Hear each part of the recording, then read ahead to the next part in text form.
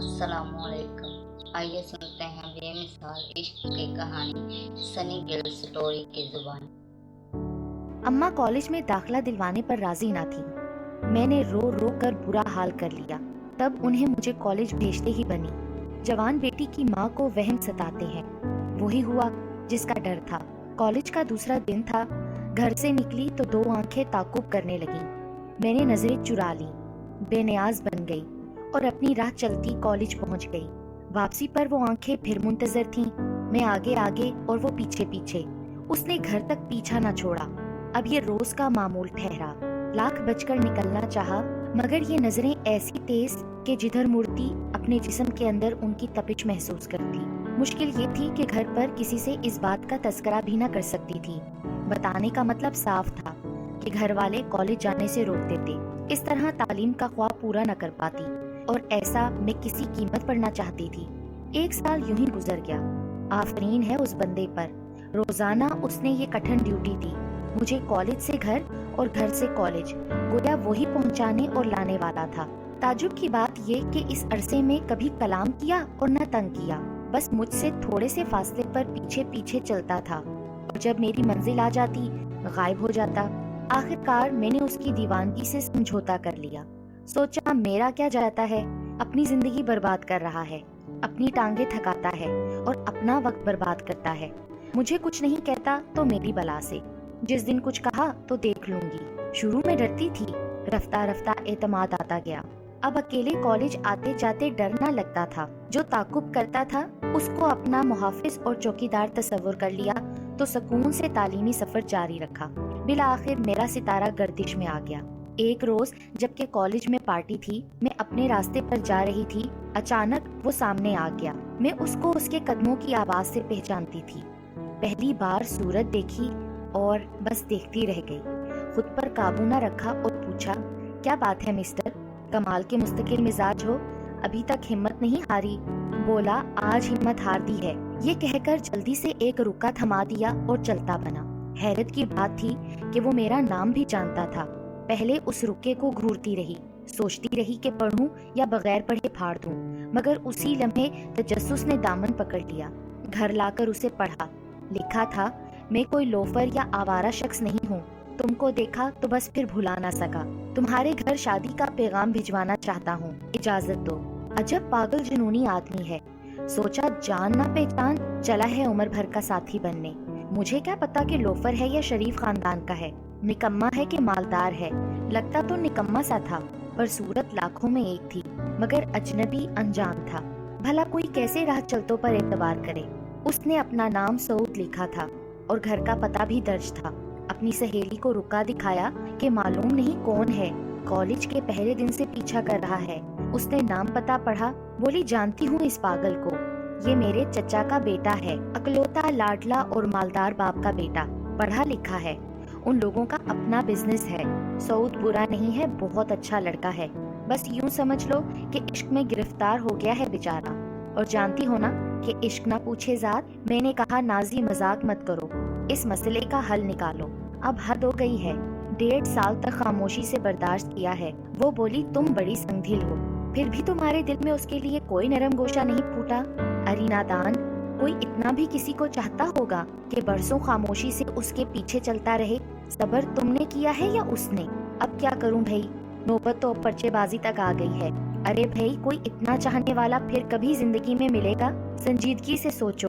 ہاں کہتی ہو تو میں چچی جان کو تمہاری امی کے پاس بھجواتی ہوں، وہ رشتے کی بات کر لیں گی، پھر جو جواب تمہارے والدین سے ملے وہ ان کی قسمت۔ غرض کئی دن نازی میرے ذہن کو ہموار کرتی رہی اپنے کزن کے لیے، تب میں بھی سوچنے پر مجبور ہو گئی کہ رشتہ تو مناسب ہے۔ میری خاموشی کو نیم رضامندی جان کر نازیہ اپنی چچی کو ہمارے گھر لے آئی۔ انہوں نے آتے ہی سیدھی بات کی کہ بیٹے کے لیے رشتہ مانگنے آئی ہیں۔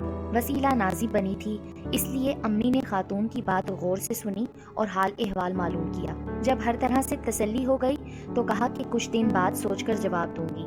میرا ایف اے کا نتیجہ آ گیا، میں اچھے نمبروں سے کامیاب ہو گئی تھی۔ اب سعود کے گھر والے بار بار آنے لگے۔ ادھر نازیہ سے سعود پوچھواتا کہ شازی کے گھر والے جواب کیوں نہیں دیتے، کتنی مدت سوچنے میں لگائیں گے، ہاں یا نہ میں جواب تو دے دیں۔ انہی دنوں ابا جان کو بیماری نے آ لیا اور وہ ملازمت چھوڑ کر گھر بیٹھ گئے۔ والدہ نے مجھے امیدوں کا مرکز بنا لیا۔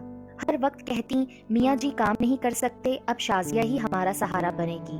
میں آگے پڑھنا چاہتی تھی لیکن حالات برے ہوتے جا رہے تھے۔ لگتا تھا کہ ملازمت میرے نصیب میں لکھی گئی ہے، وہ بھی اس عمر میں جب لڑکیاں سنہرے خواب دیکھتی ہیں۔ سعود کی والدہ چکر لگا رہی تھیں، بیٹا ان کو مجبور کرتا تھا کہ شازیہ سے شادی کرنی ہے، کچھ کرو اماں، ان کی والدہ کو منا لو۔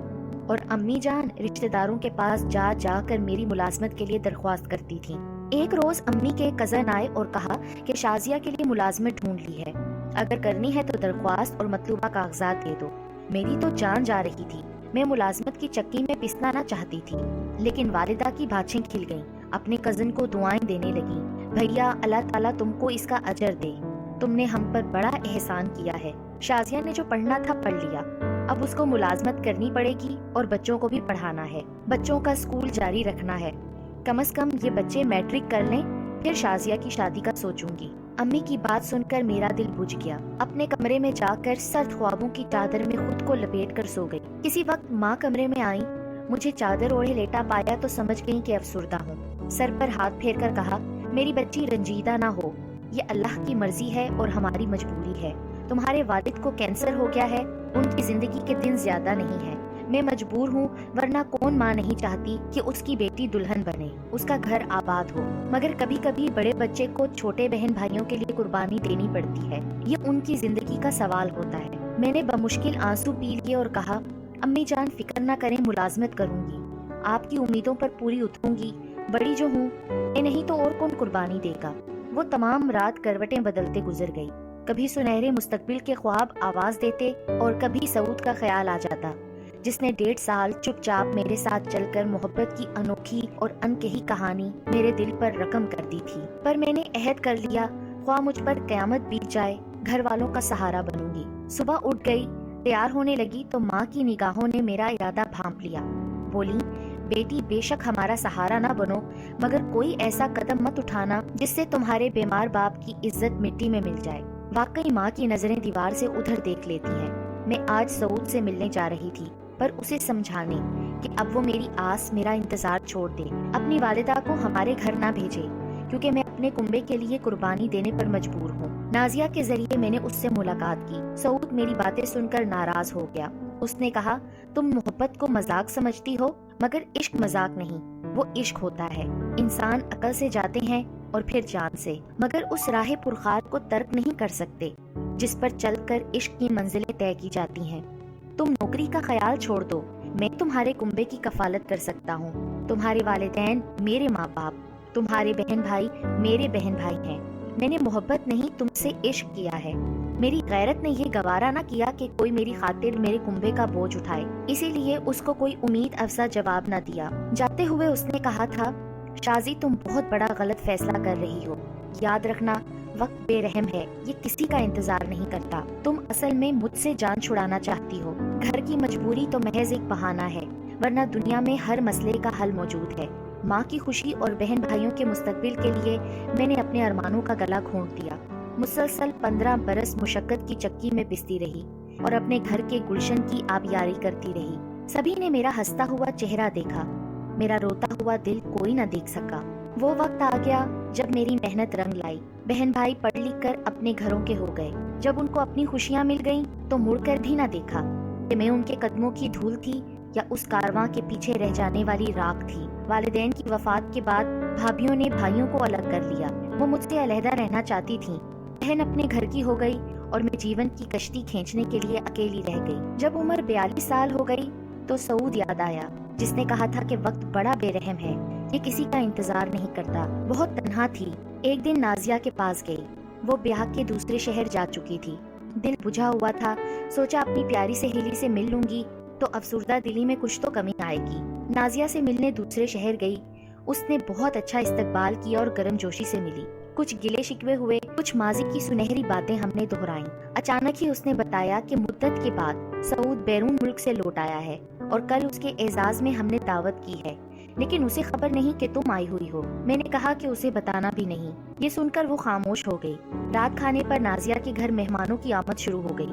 جب کھانا کھانا شروع ہوا، میں نے محسوس کیا دو چپتی نگاہیں میرا تعاقب کر رہی ہیں۔ نہ جانے اس دن مجھ میں ایسی کون سی کشش اٹھ کر آئی تھی کہ ایک شخص مجھے دیکھے ہی جا رہا تھا۔ میں نے تو اپنی آب و گیا زندگی سے سمجھوتا کر لیا تھا۔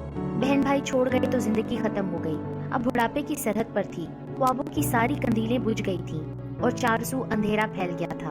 گھر واپس آئی، بیمار پڑ گئی۔ آج سعود بہت یاد آیا۔ شام کا وقت تھا کہ در پر دستک ہوئی۔ سوچا کون ہے آنے والا، بمشکل اٹھ پائی تھی۔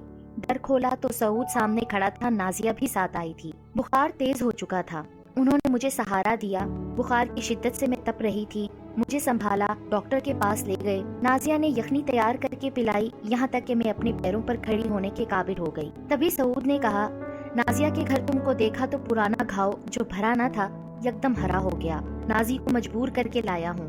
تم سے کہا تھا نا کہ وقت کسی کا انتظار نہیں کرتا، مگر دیکھو میں نے تمہارا انتظار کیا، ابھی تک کر رہا ہوں، کیونکہ میں وقت نہیں ہوں اور بے رحم بھی نہیں ہوں۔ تم بے رحم تھی، مجھ کو ٹھکرا دیا، اور آج تم کتنی تنہا ہو، کوئی تمہارا پرسانے حال نہیں ہے۔ اس روز میری بات مان لیتی تو میں تمہارے گھر والوں کا سہارا بنتا۔ سعود تم کیوں کر سمجھو گے، یوں بھی دکھ ملے ویسے بھی ملتے۔ انسان اپنی انا کو توڑ کر کبھی سالم نہیں رہتا۔ تم نے عشق کیا تبھی تم ثابت قدم رہے، مگر میں نے عشق نہیں کیا تھا۔ تمہارا رشتہ مناسب لگا، تم اچھے لگے، اور شادی میری عمر کا تقاضا تھا، مگر تمہارا احسان نہ میں لے سکی، مجھے معاف کر دینا۔ راہ عشق میں معافی نہیں ہوتی۔ اس نے جواب دیا، تم کو معافی مل جائے گی مگر مجھے نہ ملے گی۔ میں جب تک جیوں گا سولی پر لٹکتا رہوں گا، کیونکہ میں نے عشق کیا ہے۔ میں تمہاری بات نہیں سمجھ سکا تھا، تم بھی ویسے ہی میری بات نہیں سمجھ سکتی۔